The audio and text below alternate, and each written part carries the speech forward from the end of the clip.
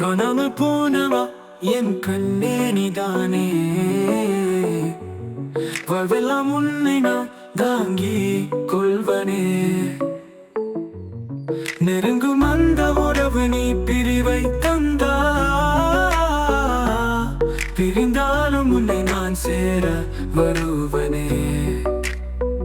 முதல் பிரிவு என்பதே ஒரு வலி அல்லவா, அது வந்த வலியும் மனம் சுகம் அல்லவா.